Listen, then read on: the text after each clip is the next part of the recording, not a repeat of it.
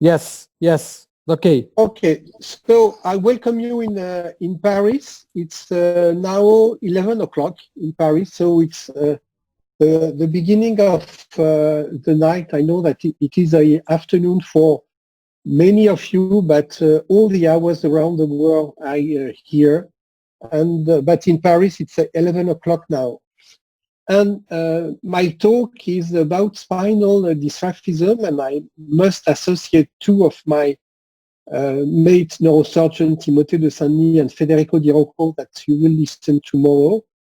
And of course, for my topic today, Jean-Marie Joannick, which is head of one of the department of obstetric in Paris, and Catherine Garel, which is the best antenatal radiologist that we have in France. And I thought about spinal dysraphism, and after discuss with some of you, I decide to speak about what happened before birth, because what has changed for us pediatric neurosurgeons is that we have to deal with not only young children, but now fetus. And for me, for example, for me, 20% of my time is dedicated to antenatal counseling and antenatal surgery, which is a huge difference to my practice at even 10 years ago. And before starting, I just want to celebrate my friend Jim Goodrich, that you know died from COVID in New York 2 months ago now, who was one of my best friend, and we share all the courses of pediatric neurosurgery for 30 years now, all around the world, and specifically in Brazil, where we were, as Ricardo told you, several times. So, as I told you, considering antenatal lesion, we have now a role. We have a very specific role, and we need to know that if we are a spectator, a moral support, or an actor. And in fact, we are a super expert, and we have to deal with very specific problem, as you know. Of course, hydrocephaly and CSF circulation problem, but also spinal and spinal cord lesion, cyst, craniosynostosis, and I think that Federico will speak about that tomorrow, vascular lesion, brain tumors, and brain malformation. It's always a secondary clinic. And one thing which is very important is that we must keep in mind that in many, and in fact in most of the cases, our colleagues have absolutely no idea of the pre or postnatal disease. And considering the parents, they know that something is wrong, they are scared, and they consider us as the last hope or the messenger of bad news. That's why a prenatal clinic is always an emergency. And we must keep in mind that this is the first contact with the parents for, in some cases, 10, 15, or 20 years.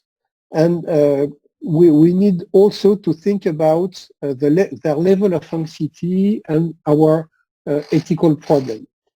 What is very different for many other things, for example, for brain tumors or for trauma or many things like that, is that our practice depends on the regulation and the law in our country. For example, in France, and I know that this is completely different than in many or the majority of the country in the world, we do ultrasound at 10 weeks, 5 months, and 8 months. We have access to MRI since 30 years now. We have recognized reference specialists in antenatal disease and, for example, in neurosurgery. What is very specific in France is that we have access to abortion for medical reasons until the last day of pregnancy, but all the decision must be taken in a weekly multidisciplinary meeting, and there is 44 multidisciplinary centers in all France, but also our practice depends on the regulation and the law in our country, and depends also on philosophical, religious, or ethical consideration, which means that our practice on this antenatal disease depends on ubiquitous consideration, but also on circumstantial or local consideration. And we always need to keep in mind to act in the best interest, but also to discuss the best interest of whom? Of the fetus, of the parents, of the society, or are we behaving to protect ourselves? And you know this triangle between what I must, what I want, and what I can do. What I want, do I need to consider my personal conviction? Is a fetus a person? Is the handicap acceptable? What are the moral rules given by my culture or my religion? Do I want to be appreciated? Do I want to be just and equitable? Do I want to be a good doctor? And in front of that, I have very few possibility. I can propose the termination of the pregnancy, to welcome a child with a handicap, and here a very severe handicap, or can I propose prenatal surgery? And we must also keep in mind that the first proclaim, whatever it is, will stay forever in the memory of the parents. And there is some terrible sentences, and we will see that at the end of my talk. You will be a vegetable, you would better terminate the pregnancy, you are young and we will make another one. And the traumatism is not done but by a peaceful word, but by negative sentences without any appeal. And this is a quote of the president of our French National Ethics Committee.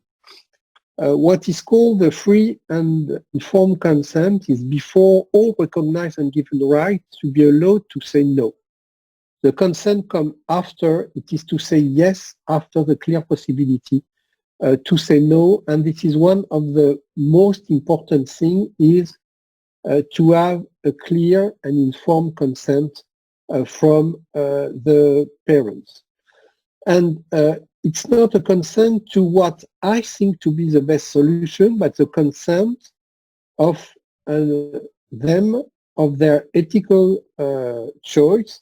And the parents must absolutely have the power to say no and totally to say yes, whatever is proposed. That means that the information must be not exhaustive, not catastrophic, not optimistic, not general, but pertinent, adapted to them, adapted to the future handicap, adapted to the possibility of understanding of the family and their socio-cultural environment.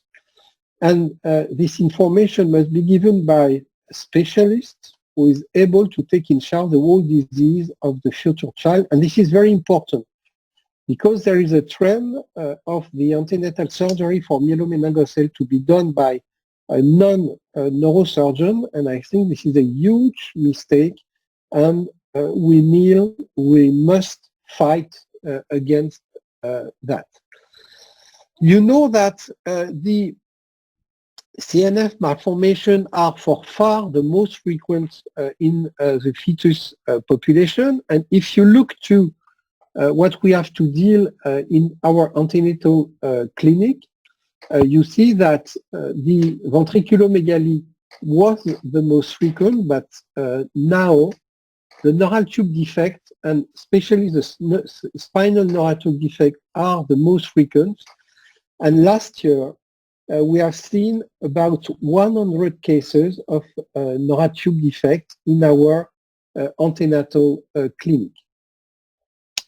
And what are we speaking about? We are speaking about open dystrophism, which is myelomeningocele or spina bifida, but also occult dystrophism, less frequent, as lipoma, diastematomyelin, and so on and so on. But I will spend sometimes on LDM, on limited dorsal myeloschisis, and what we have called the MYLDM, because these are the new actors in the field of spinal dystrophism. So everything in prenatal start by the embryology. So what have we learned by the embryology? We have learned that we must never trust the embryologist, because what has been written came from animal model, short and often old series, artifacts, until the era of the genetic and the molecular biology with the chimera quail chicken, then the genetic and the molecular biology. And what is very important is that we know that specifically for the central nervous system, we have some genes we are preserved from along all the evolution from the insect to the mammal, and specifically the homeobox gene. But this is not so simple. We have animal model, we have the zebrafish, but it's difficult to extrapolate from the zebrafish to human, even if some genes as the Van Gogh 2 genes can provoke open and closed malformation. We know that we are able in chicken embryo to do diastematomyela or to induce plurimalformation. For example, with adriamycin, we can provoke foregut malformation associated with low spinal cord malformation, exactly identical to the Currarino disease. But if we go back to the embryology, many of you know this small movie because I've shown it several times. But what you know is that most of the actors are here from the 15 days until the end of the first month of life, with the rostrocaudal organization, the implantation of the primitive node, the organization of the central nervous system on the superficial part of the embryo, with the neural placode, the neural groove, and then the neural tube, which start to close at the day 21, 22, and will progress forward and backward to the cranial and caudal neuropore, which are closed before the 28 days. So it seems very simple, and we teach that to all our trainees. But as you know, it's completely false, and it can't explain some malformation, as this one coming from a paper of Roberto.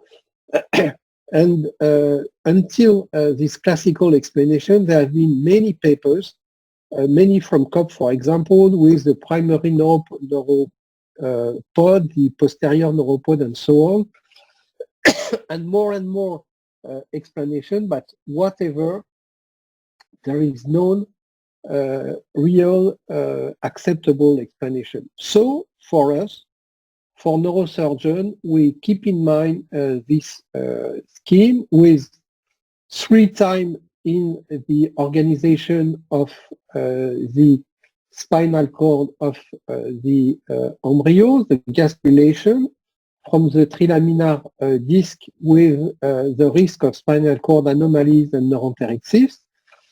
The neural tube closure divides in 2 times the primary neurulation and the disjunction, and after the first month and during the the first month, the secondary neurulation at the very terminal part of the spinal cord with lipoma, myelocystocele, secant phylum, and caudal regression.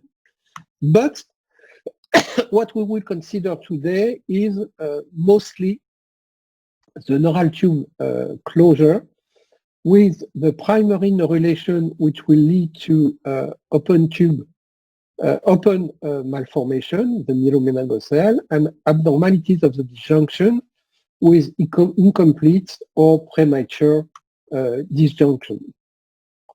And we will consider mainly, and at the beginning, the primary neurulation with the myelomeningocele.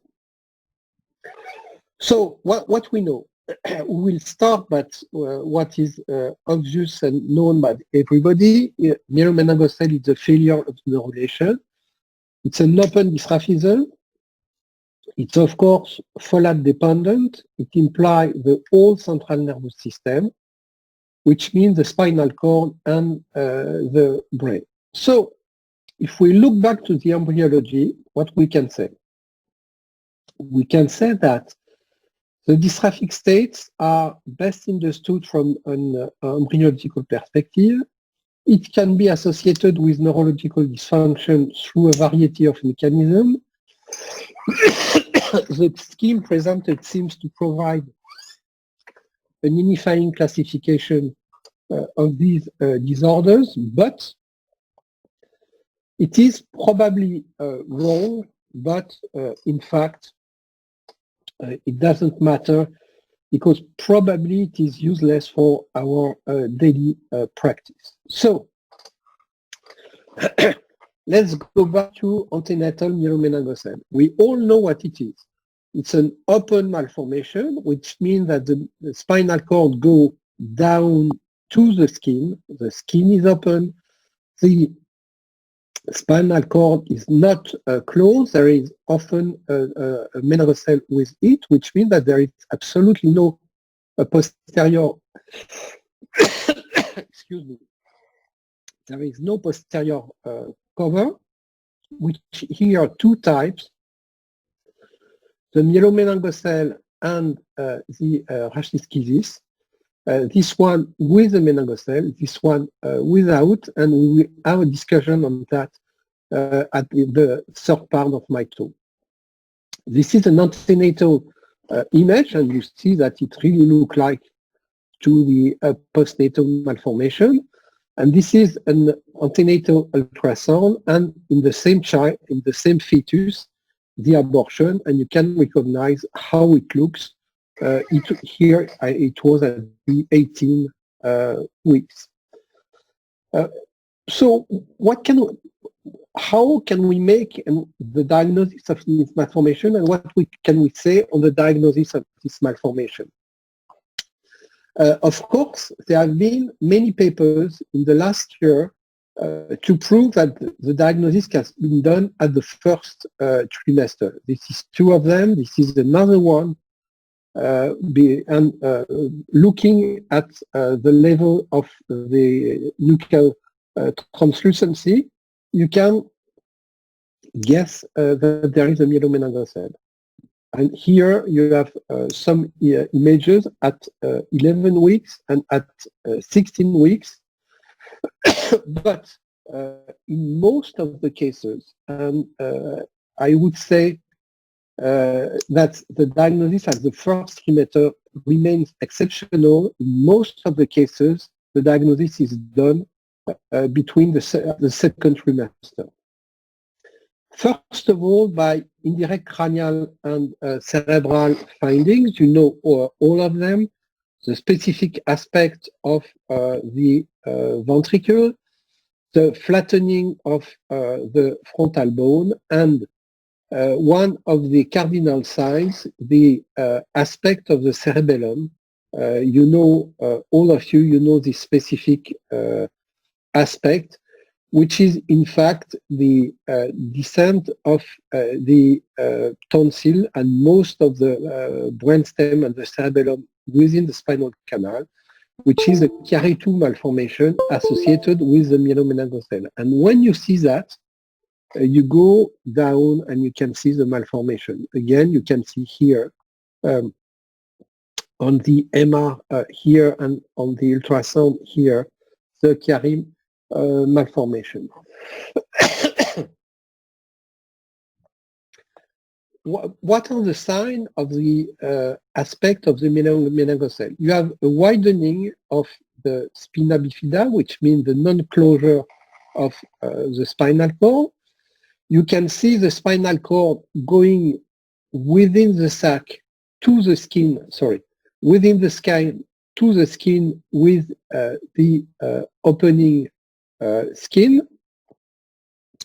On a frontal view, you can see the sac, the spinal cord, all the roots going down to the spinal canal. And here, if you use a parasagittal view, you will, and this is one of the important slides, you will see all the roots going back, ascending back to the spinal canal. And here, the diagnosis is more difficult. It's a myeloschisis. And you see there is no sac, but you have still the spinal cord, which go to an open spinal and skin defect. The main thing to look when you have a dystrophism is the level of the defect, because it's a major information for the antenatal, the prenatal counseling.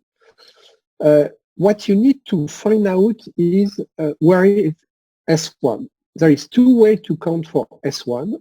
You can go down and go back, and in most of the cases, it's difficult to see S5, so you start at S4, S3, S2, S1, or you are looking for the change of slope, and at the level of the change of slope between the lumbar spine and the sacral spine is S5, S1, and you will be able to find out S5. Then you will look for foot deformity and amyotrophy, as you can see here. And when you see that, in most of the cases, it's L5 or S1. There is no deformity in the majority of cases, but amyotrophy when it's above, and no deformity and no amyotrophy when the myelomeningocele is under. And of course, you will look for abnormality within the brain, and it is probably the only interest of the MR, looking from pseudonodular heterotopia at the level of the ventricle. You can see them on the ultrasound, but more clearly on the MR here, and they are very frequent on the myelomeningocele. You will look for the abnormality of the corpus callosum, which is very frequent and in myelomeningocele and not a contraindication for a fetal surgery. And if you look to our series that we have published a few weeks ago, you see that on isolated myelomeningocele, we have 100% of Chiari malformation. And again, I think that there is no myelomeningocele without Chiari malformation. That means that if there is no Chiari, it's not a myelomeningocele. Macrocephaly, ventriculomegaly, half of the cases, corpus callosum abnormality in 60% of the cases, periventricular nodular heterotopias, we have seen 11% of the cases. There is a good correlation between MR and ultrasound in all the cases, and with a proportion agreement of 82%. And what is important is to keep in mind that from the postnatal, from the antenatal evaluation, we will have a postnatal prognosis on the gait, on the sphincter, on the Chiari, on the hydrocephalus, and on the mental delay, and specifically on the walk with a limitation at L2. It's impossible to stand with the malformation upward to L2, and the possibility of working with just a small apparatus at the level of L1 or L5 or S1, which a very good correlation between antenatal ultrasound or MRI and what is the result after birth. If you look, for example, in this paper, you will see that if you look to what happened after birth and what was the prenatal ultrasound or the prenatal MR, if you look here, the mean difference between postnatal and antenatal is about 1 level, which means that it's easy from, if you look for it at the first clinic and at the moment of the diagnosis, to tell the parents what will be the final result for their child. And in fact, the only other question is to know if the malformation will be open or closed. So is it a myelomeningocele or is it another malformation? I have no time to present all the possible cases, but it's easy now to do the antenatal diagnosis on all the spinal malformation, mainly by the ultrasound. But what is important to keep in mind is that for all acute dystrophism, the prognosis is good. 70 to 90% of them are normal at birth.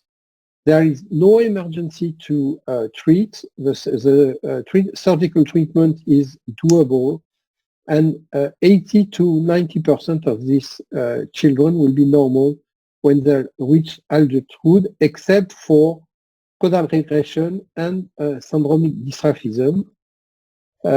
But I will discuss on some of them a little bit later.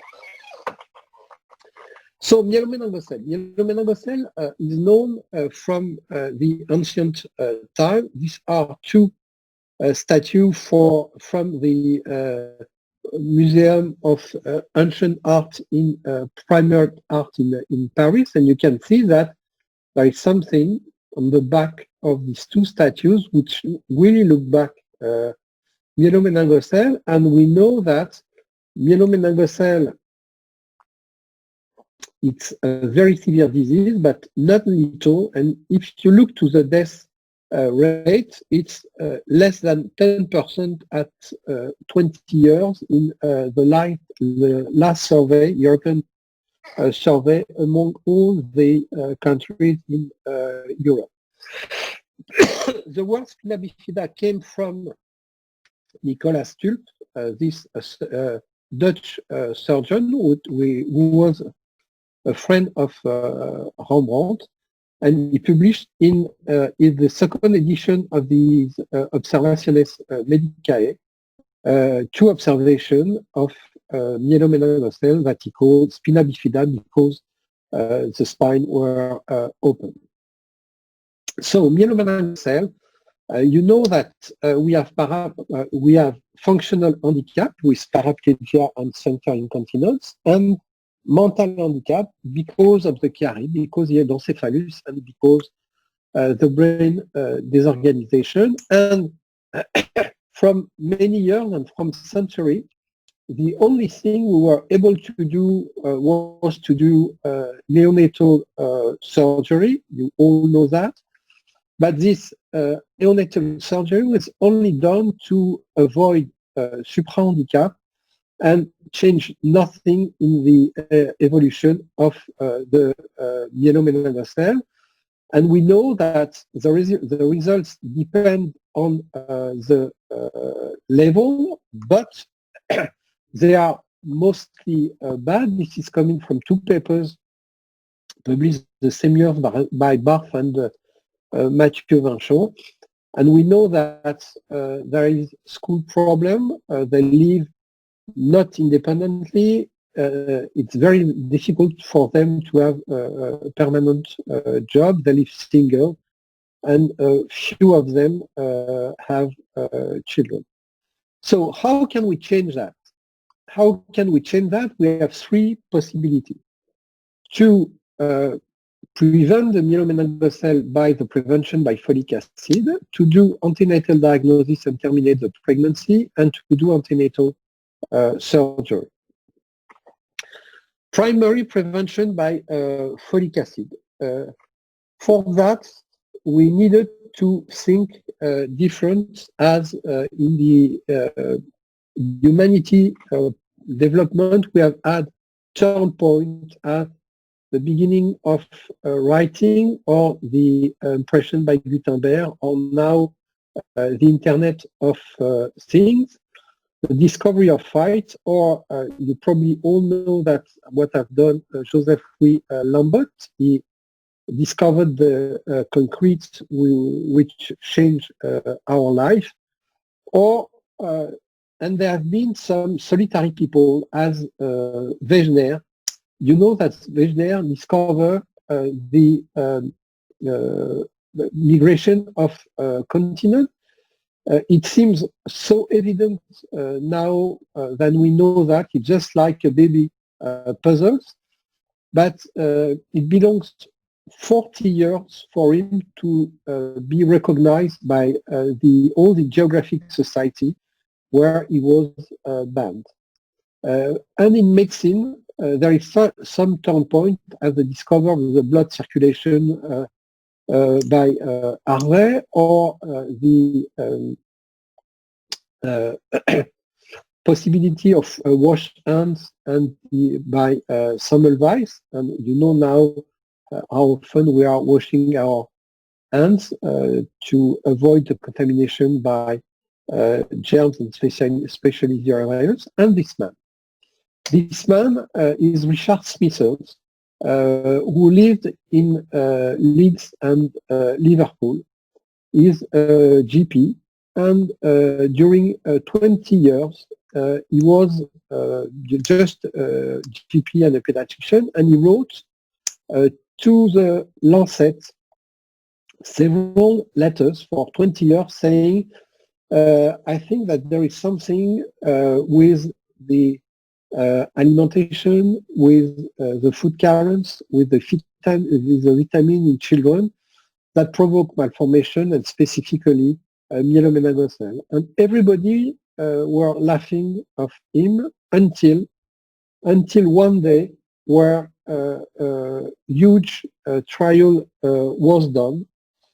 Perfect, not as with the COVID now, but perfect, prospective, randomized, double-blind, multicentric, international, and so on and so on and so on, which proved that folic acid will prevent myelomeningocele, and will decrease of 72% the frequency of myelomeningocele. And the 70% we are using now is coming from this study. After that, there have been several studies in the States, in Hungary, one of the biggest one, all in the same direction, and all showing the protective role of folic acid.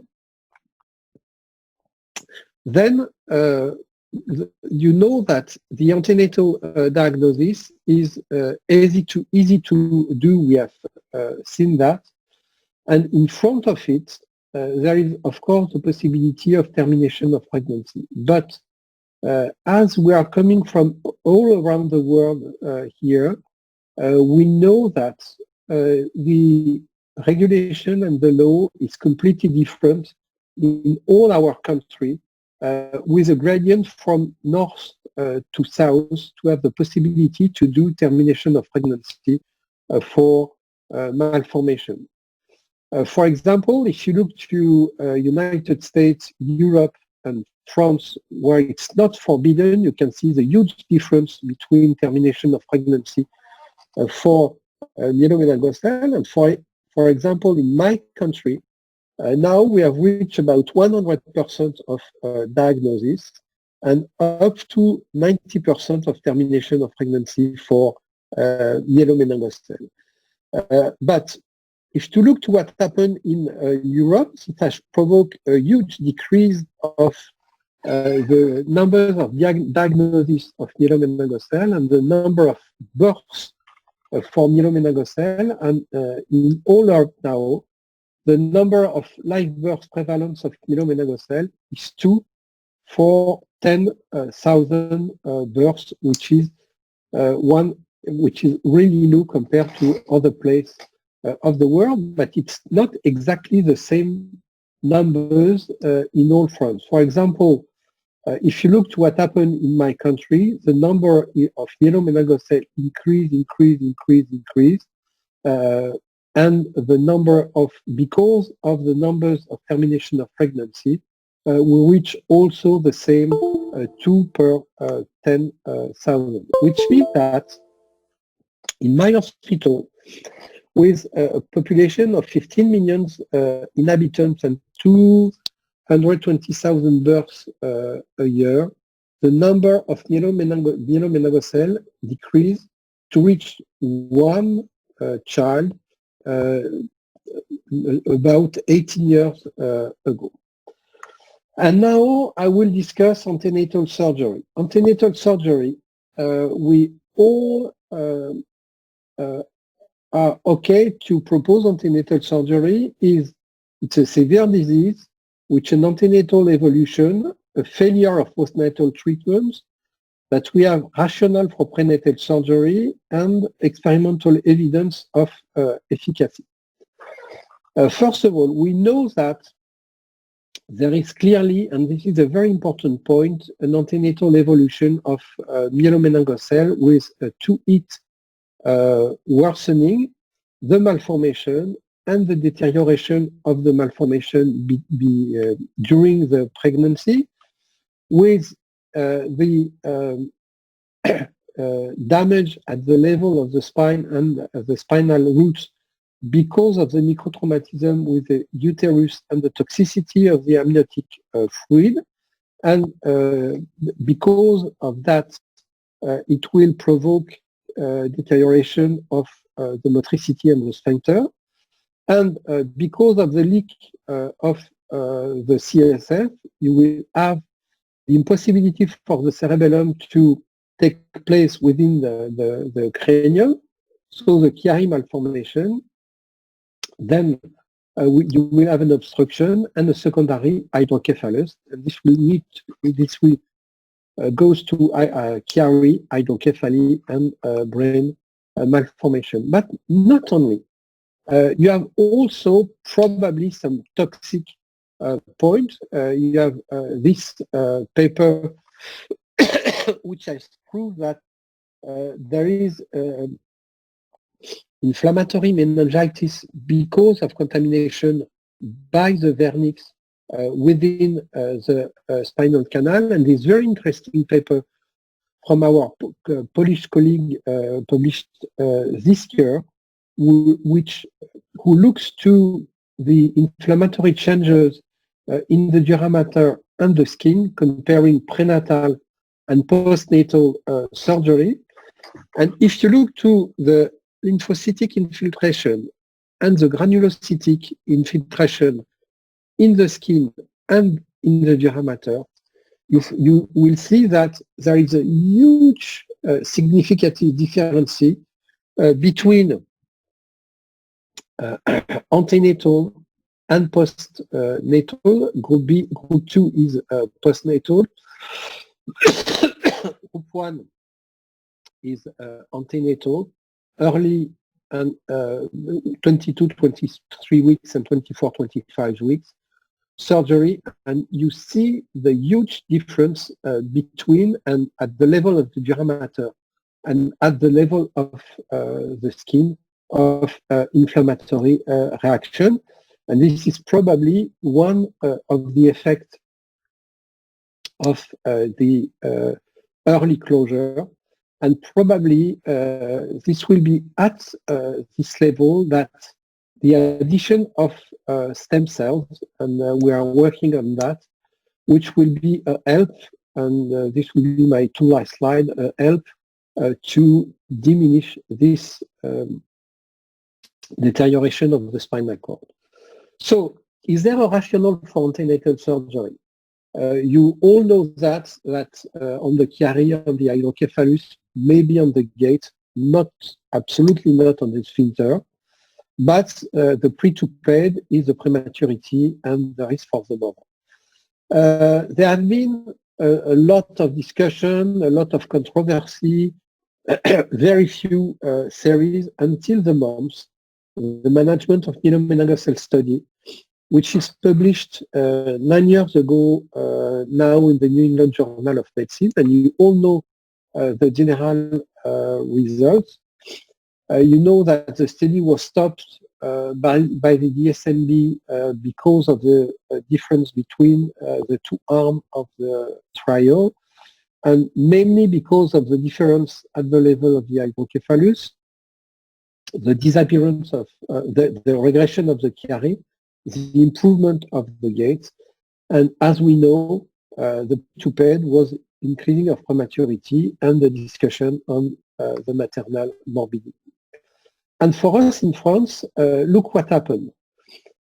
We have regrowth, and we have now a plateau of 30 cases a year in my department of myelomeningocele, only in relation with modification of the religious behavior of our population. And this is true for many malformations, and less people want to go for termination of the pregnancy. That's why 10 years ago we decided to work on myelomeningocele. So we start from the beginning. We create an animal model. This is a sheep. Most of the animal models are on sheep, but there is not natural one, so you need to create it. So we work a lot on that, and we operate about 100 sheep to create an animal model and to work on the closure of it. And this is the animal with the myelomeningocele and the Chiari malformation. And after the surgery, the closure of the skin and the disappearance of the Chiari. That's why we were authorized by our authority to do a trial in France. And our first one was a comparison of 10 intrauterine surgery to 40 post-natal one. You recognize Federico Di Rocco here, and this is Jean-Marie Joannick, my obstetrician colleague. I will be very short on that. We have decided to do open surgery, and this is a point of discussion. You can see the myelomeningocele here. And probably one of the points of discussion is how to close. And I continue to believe that as far as we can, we must try to close it in 3 layers, or at least 2 layers during this surgery. The role of the anesthesiologist before, during, and after the surgery is very, very important. We need to have an obsessional repair of the uterus. Then you refill the amniotic fluid. This is a closure. And as everybody, you can see the closure, the spinal cord back in the canal, and the disappearance of the Chiari in all our cases in less than 10 days. And this is the result, the morphological result afterwards. And of course, there is a huge discussion now on the advantage and the disadvantage of fetoscopic closure. And this is not completely solved now, and I will say a few words in a minute. And if you look, for example, to our first 10 cases, we have had no child mortality, no mother morbidity, median birth at 34 weeks as almost all the series in the world, and none had needed ICU or intubation after birth. As I told you, all the Chiari has disappeared. Only 2 shunt and 2 late shunted. The motor level was under the anatomical one of 2 level and no deficit above LL5 instead of all the lesions you'll see here. Of course, it's easy to show some good results. Here, it's an L3 myelomeningocele, and you can see the result. But to be honest, in most of the cases, you have a small improvement at the level of the motricity, no Chiari, and I would say that this is the only thing you can say in most of the series in the literature. And what happened after months? We need to consolidate the results. If you look to the result in Philadelphia, less than 20% of the people referred to them to the Philadelphia were operated of their myelomeningocele. Some other series have been published. Some are good, some are not so good. You see here the number of rupture of the membrane.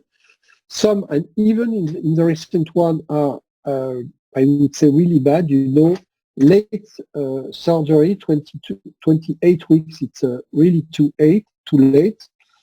Early delivery, hydrocephalus in 5 children operated on 3 newborn with hydrocephalus and 1 death. So the results remain very variant among all the series in the literature.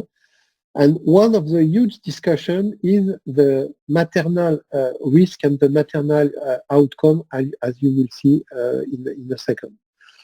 If you look to the bladder results, to be honest, and in all the series, the results are bad. That means that in terms of catheterization, of sphincter problem, the surgery do not solve the problem of myelomeningocele. The other point of discussion is how to improve surgery. There is a lot of technical consideration. You can see, do I need to close with such stitches? Do I need to do a small incision? Do I need to put a patch, an artificial patch, a natural patch, overlay, inlay, and so on? I will not keep time on that. Of course, there is the fetoscopic surgery, and some results, as I told you, are very bad. And if you look to the first result from Thomas Cole, you can see that the result was good with infection and death, but now the technique is solid, and specifically in South America and specifically in Brazil, there is several teams which have good results in open, but also in endoscopic surgery. And the discussion now is to know how to do this endoscopic surgery, and the discussion is 1 layer, 2 layers, 3 layers. And do I do it percutaneously? Do I do it at open surgery? And do I need to use 3, 2, or 4 trocar? What is important is the long-term results. This long-term result has been published by the MOMS team, and now we have results up to 10 years. And what can be said? First thing, if you look to the results in terms of walking status or shunts, the results remains very, very very good and very significant. If you look to functional outcome, it's much more difficult to have an idea. Some results are good, some known. If you look to the Vinland, the result is absolutely non-significant. If you look to the composite score or the CMS, this is not the same thing. And if you want to look to an overall outcome, it seems to be good on the quality of life or on the total impact. It remains significant. And if you look to the conclusion of this paper, it's a perfect illustration to what I have said. There is two conclusions: the conclusion of the abstract and the conclusion of the paper. And if you look on them, you see this finding on the most rigorously studied group of children with mielomeningocele at the growing body of the literature demonstrates the benefit of prenatal surgery. And within the article, there was no significant difference between surgery group in overall adaptive behavior and so on and so on. So we have not the exact results. Of course, it treats the Chiari, but in fact, who care with Chiari in mielomeningocele? There is, as I told you, the remaining problem with the mother, and this is one of the huge problems in this kind of surgery, and the risk of uterine rupture and the risk of fetal death. And this is a really strong argument for endoscopic surgery. And if you look to this review of the literature, you see that the average overall rate of maternal and obstetric complication remains 80% when you look in all the paper, and the main risk is the chorioamniotic membrane separation.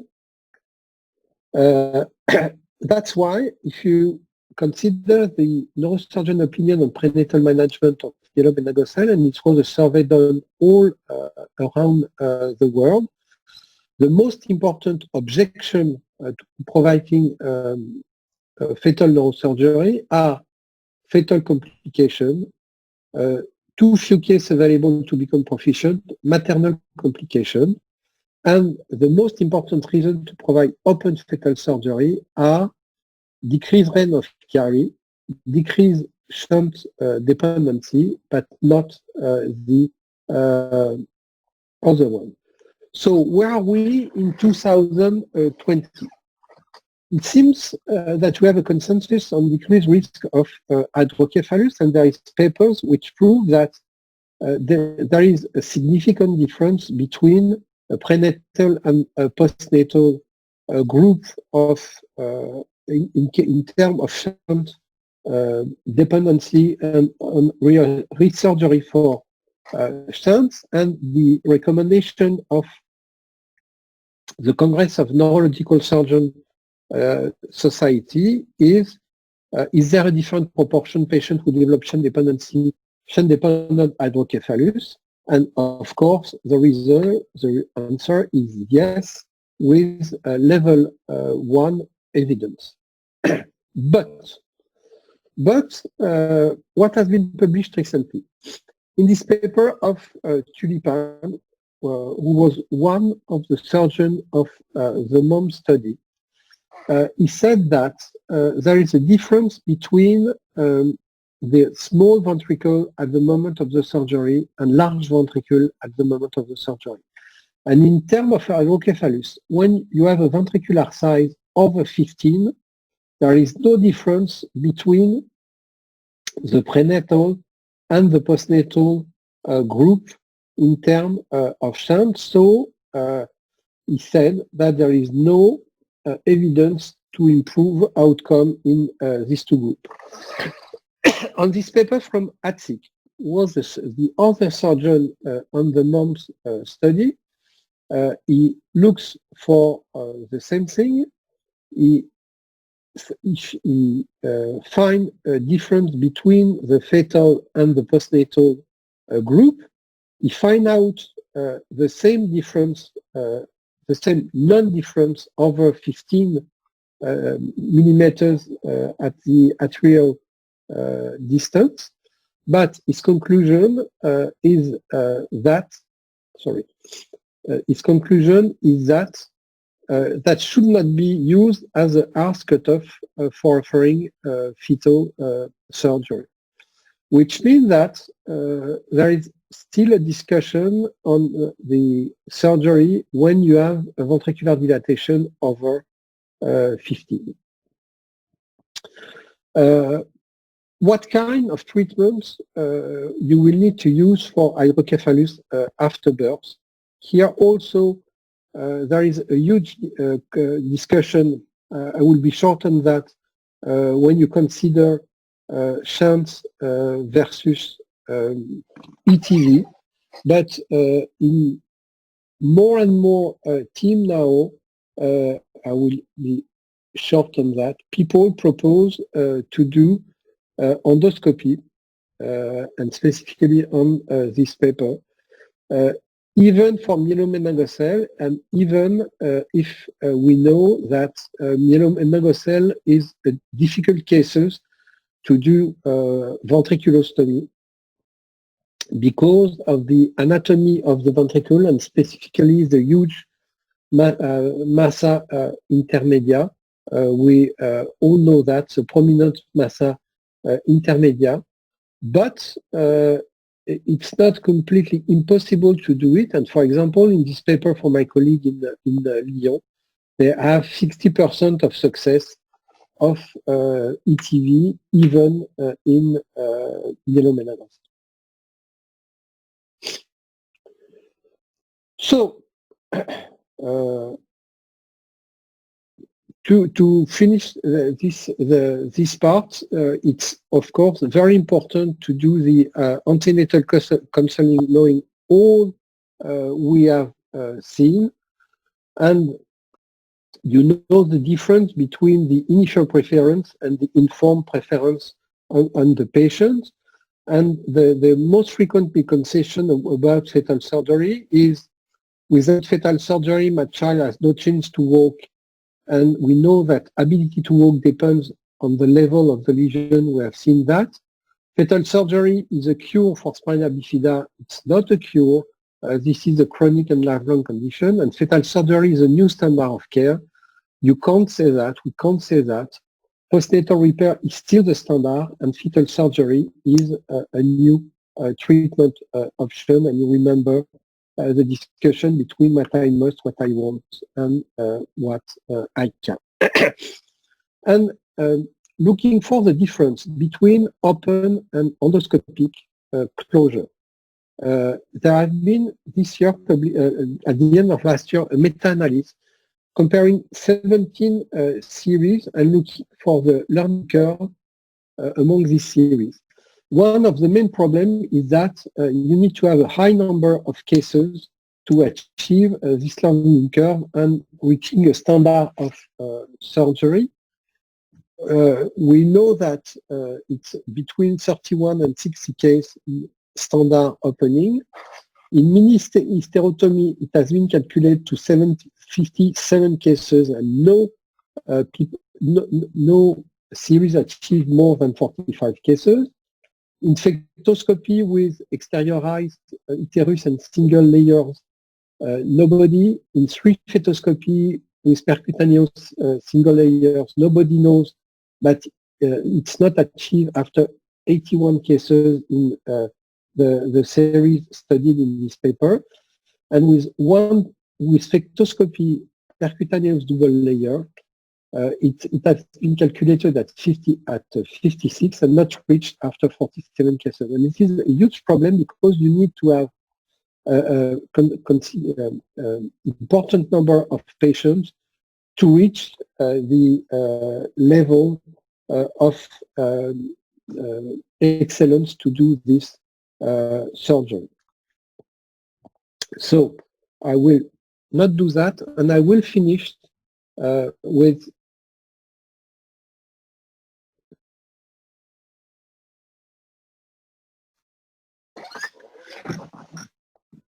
My series. I need 10 more minutes to finish with our series. In Necker and Trousseau, in our hospital in Paris, we have had 133 cases referred for antenatal surgery. First information, 20% of them are misdiagnosis, even if they go to the reference specialist I told you and the reference center I told you. 10 were not eligible for prenatal repair, and we had only 93 true myelomeningocele. Among them, 55 of the parents want to go for termination of pregnancy. 18 want to do postnatal repair, and among these 133 cases, only 16 ask for prenatal repair. And if you take in mind that compared to what we've seen previously, at least in Europe and in our countries, we need very few centers to keep the experience to do the surgery. But what I want to speak about is about this misdiagnosis, because, and this is the most important lesson we have had during the last year, are this misdiagnosis. This was a 35-year-old woman, obese, and diagnosed with a myelomeningocele, who refused to go for termination of pregnancy. So we see her, and we find out that there is not a huge chiari, that it doesn't look exactly as a myelomeningocele, with a stalk, with the spinal cord looking backwards and going back within the spinal canal, and a wide opening of the spinal canal. And this couple have been proposed termination of pregnancy. And in fact, this was an LDM. They decided to continue the pregnancy. You see the aspect at birth, and the surgery was done at D12. And you know how easy it is to do surgery of LDM. You just have to cut the stalk to put back the spinal cord within the canal to find out a dura around the lesion, and to do the closure with a good result, and the child is normal. You know that these LDM can occur anywhere in the spinal cord. You see here the typical aspect of LDM as here. And this is a benign lesion. This child has been operated and is completely normal. He has 70 years now. So after these several of these cases, we were very happy, and we said that there is a perfect line between the myelomeningocele and the LDM. We need to be aware of that. We published that. And we said it's very, very important to make the difference between the two, and be careful not to propose termination of pregnancy in these cases. But of course, as usual, there is a huge difference. And some weeks after, you see this case, normal skin, but you see the spinal cord going here and not going back within the canal. You see again the spinal cord here. Small ventricular dilatation. You see the spinal cord here. Not really a chiari, but the cerebella is a little bit low. And we decide to follow this pregnancy. The parents do not want to interrupt the pregnancy. And you see the rupture of the sac at the 27th week, and the aspect at birth, which is not exactly a myelomeningocele, but which is not a closed lesion. This is the aspect of the brain and the ventricle and the cerebellum at work. And the result is in between myelomeningocele and another malformation. Here, another case. You see this is clearly an open lesion, but if you look to what it is you know the spinal cord is closed but go to the skin, and you just have to cut that and to close, and it's also a simple surgery. Here, another lesion, which is different but interesting. You see the spinal cord go here, make a U-turn, and goes to the skin without a placon. You can see it perfectly here. And at birth, you see this malformation. Clearly an open lesion, but absolutely no spinal cord, which is attached somewhere here, as you have seen in the prenatal images. And if you look to that, it's not so different that what we have seen with myelomeningocele. With LDM, the only difference is that this is the tip of the spinal cord, which was attached to the skin.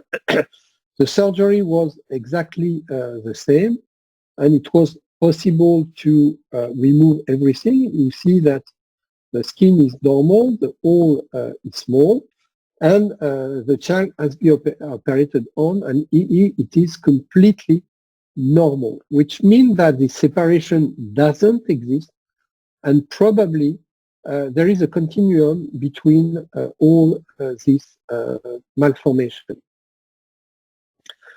And again, you remember what we've seen previously on the sac or without sac. There are several papers now in the literature who look to the traction and the stretch of the spinal cord antenatally, which is a cause of neurological deterioration. With a linear deterioration, and you see the volume of the sac and the probability of TALIP, and this is highly significant.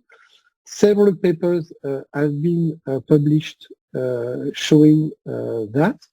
And when you look how many children walk independently in case of a sac over the lesion and not sac, there is a huge difference between the two.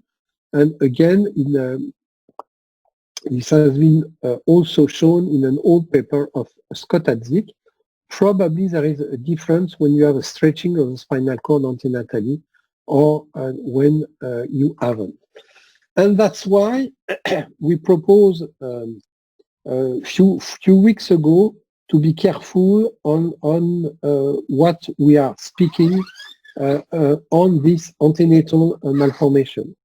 Of course, we have myelomeningocele, and there is a discussion, and I really believe that they need to be treated before birth. But we need to keep in mind that some features carry LDM with a complete favorable functional prognosis, that there is a continuum between this myelomeningocele and this LDM, and we propose to call all this in-between malformation MYLDM, which are malformation between LDM and myelomeningocele. And we must keep in mind that the deterioration must be in relation between the leak, but also the degree of stretching of the spinal cord. And this huge variety of malformation can probably explain some surprising good results, which you can see in the literature of children running and peeing completely normally. And to end, you see you can have more complicated malformation. You see here a low spinal cord, a lipoma here, some stalk. And if you look to the malformation at birth, this is the aspect at birth. And if you look at the malformation, you have the stalk as in LDM, you have a low spinal cord, and you have a lipoma which attacks the spinal cord at the low level of the malformation, which means that and this is, we reach the end of my talk. There is, in fact, when you look to neural tube closer, a complete continuum between all the malformation we have seen now. We have seen myelomeningocele here with wide neck, wide opening, roots within the sac. We have seen limited dorsal myeloschisis, LDM, with this typical aspect of the spinal cord, the stalk, the normal skin, the roots which stay within the canal.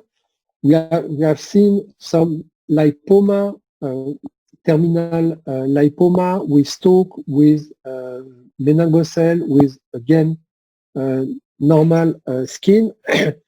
We have seen other type of LDM with the spinal cord going to the skin, but closed with no placode and few roots within the sac. We have seen another type of LDM with the spinal cord attached to the normal skin, but an opening at the level of the lesion. You can find out lipo, myelo, cystocele, as you can see here. And if I shown all that, it's just to say that among them, some are very severe and stay very severe. Some are in between, and some are really benign, and we must be able to recognize among all of them. That means that we must be very careful on the ultrasound, and we must be very careful to what we are doing, and we need to do a sur-mesure evaluation, and we need to answer to this question. Is it an isolated malformation? Is it open? What is the level? Is there an hydrocephalus? And this is a classical question. What is the size of the sac? And this is some stretching effect. Is there cerebral anomalies? And of course, other anomalies to propose a sur-mesure treatment.